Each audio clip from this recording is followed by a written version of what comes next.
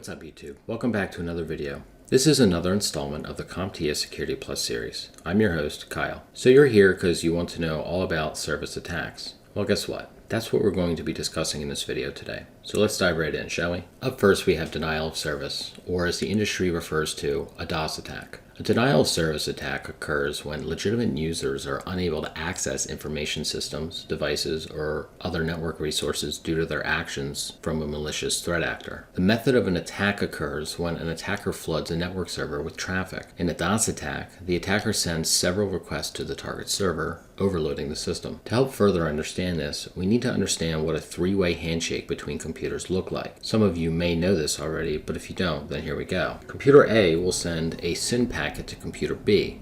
Computer B will send back to computer A a SYN ACK packet. Computer A will send computer B an acknowledgement packet. Now imagine what a DDoS attack would look like. Computer A is now the attacker. Computer A will send a SYN packet to computer B, which is now the target. Computer B, following the rules of the three-way handshake, will send the SYN ACK packet back to computer A. During this time, computer B is waiting for computer A to send the acknowledgement packet, but it never comes. Do this over and over again, and it will eventually create downtime for computer B. Now, we can have multiple attack computers doing this as well. This is called a DDoS, or a distributed denial of service. DDoS attacks are sometimes done to divert the attention of the target organization. While the target organization focuses on the DDoS attack, the cybercriminal may pursue a primary motivation, such as installing malicious software or stealing data. DDoS attacks have been used as a weapon of choice by hacktivists, profit-motivated cybercriminals, and nation-states. Moving on, man-in-the-middle. Man-in-the-middle attacks consist of sitting between the connection of two parties and either observing or manipulating traffic. This can be through interfering with legitimate networks or creating fake networks that the attacker controls. Compromised traffic is then stripped of any encryption in order to steal, change, or reroute that traffic to the attacker's destination of choice. A simple scenario to help implant this concept into your head would be this. You have Roy and Pam who want to have a private conversation to exchange phone numbers. Roy sends his private key to Pam,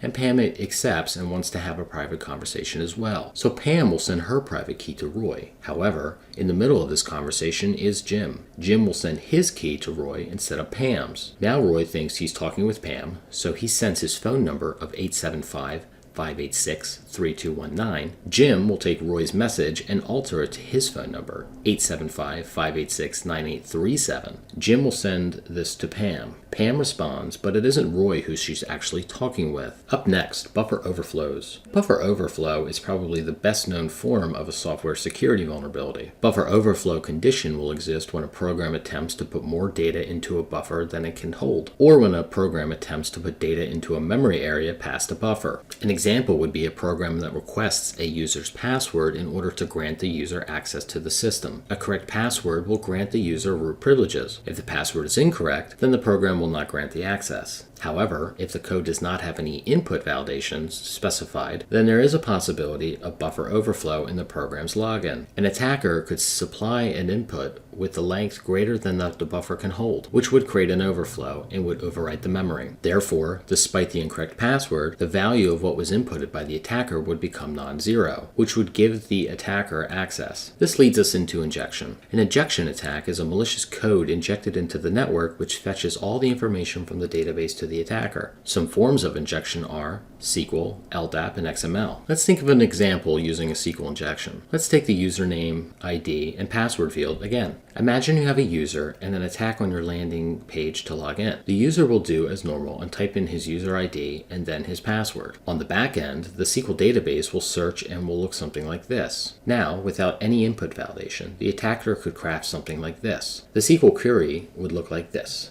The end result would be the bad guy gets in. Another attack type you will be asked is cross-site scripting. Cross-site scripting is a common web attack, and this is also a result of weak user input validation. If the input is not validated correctly, then the attacker can plant a script in the web page and it would become a part of the real site. Cross-site scripting works by altering a vulnerable website so that it returns malicious JavaScript to users. When the malicious code executes inside a victim's browser, the attacker can fully compromise their interaction with the application. Once Once that happens, your data is vulnerable. Another term that looks familiar is cross-site request forgery. Cross-site request forgery is an attack that tricks the victim into submitting a malicious request. It inherits the identity and privileges of the victim to perform an undesired function on the victim's behalf. In a successful CSRF attack, the attacker causes the victim user to carry out an action unintentionally. For example, this might be to change the email address on their account, to change their password. Privilege escalation. Privilege escalation vulnerabilities are security issues that allow users to gain more permissions and at a higher level of access to systems or applications than their administrators intended. Violations of intentional security boundary can be considered a privilege escalation issue, including gaining kernel access from a user application, escaping a virtual machine to access the underlying hypervisor, or gaining domain administrator access from a workstation. Up next is ARP poisoning. ARP poisoning, or address resolution protocol poisoning, is when an attacker will send a fake ARP message over a local area network to link an attacker's MAC address with the IP address of a legitimate computer on the network. Once the attacker's MAC address is linked to an authentic IP address, the attacker then can receive any message directed to the legitimate MAC address. As a result, the attacker can modify or block communications to a legitimate MAC address. Something to keep in mind is that ARP is a layer 2 protocol, so if you have networking experience, you should be aware of this already. However, if you're not,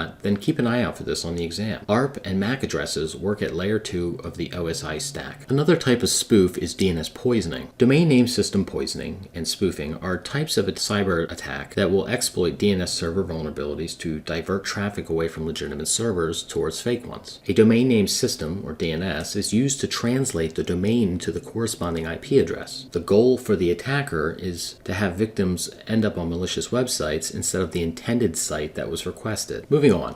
Another service attack to know is domain hijacking. Domain hijacking refers to the security breach that occurs when a hacker gains control over a domain register to another organization. An example of this would go like this. You send a request to www.realwebsites.com. However, you being unaware as a client don't know that the attacker has already hijacked that domain and registered it to their own domain name. Thus, instead of you going to realwebsites.com, you end up on the attacker's website. This would involve changing the registrar and the registry for this to take place. Up next is zero-day. A zero-day is a computer software vulnerability unknown to those who should be interested in its mitigation. Until the vulnerability is mitigated, hackers can exploit this. This is a term that I'm sure you will be tested on. It's fairly easy to spot on the exam. Two others to discuss as well are pass the hash and replay attacks. A pass the hash attack is an exploit in which an attacker steals a hashed user credential and without cracking it will then reuse it to trick an authentication system into creating a new authenticated session on the same network. There's various tools that can aid attackers in stealing hashes from users. Once the attacker has the hash, the attacker will send a connection request to a server. Then a server will send the authentication challenge. The attacker will then give the username and the stolen password hash to the server. The server will verify that hash value and grant their permission to the attacker. The replay attack will occur when a cyber criminal eavesdrops on a secure network communication, intercepting packets, and then will fraudulently resend it to misdirect the receiver into doing what the hacker wants. An example would go like this. A staff member at a company may ask for a financial transfer by sending an encrypted message to the company's financial administrator. The attacker will eavesdrop on this message, capture it, and then will resend it. Since this is already an authentic message that has simply been resent by the attacker, the message is already correctly encrypted and legitimate to the financial administrator. The financial administrator is most likely to respond to this request. Getting down to the wire here, we are going to cover two more topics. First up is driver manipulation. Drivers are important for modern computers to operate. They sit between the operating system and the peripherals. One way to look at drivers is code that is written in addition to the operating system. Now, this attack is focused on the written code to change it in a way that benefits an attacker. Two terms that you will need to be aware of: shimming and refactoring. Shimming is putting a layer of code between the driver and the operating system. Refactoring is restructuring the existing computer code without changing its external behavior. Finally, we cover spoofing. The two types to know is MAC spoofing and IP address spoofing. MAC address spoofing is where the imposter or hacker will hunt the network for valid and original MAC addresses, then will circumvent access control measures, giving the hacker the advantage to pose as one of the valid MAC addresses. IP spoofing. Sending and receiving packets is a primary way in which network computers and other devices communicate and constitutes a basis of the modern internet. IP spoofing is the creation of internet protocol packets which have a modified source address in order to either hide the identity of the sender to impersonate another computer system. All IP packets will contain a header, which then precedes the body of the packet and contains important routing information, including the source address.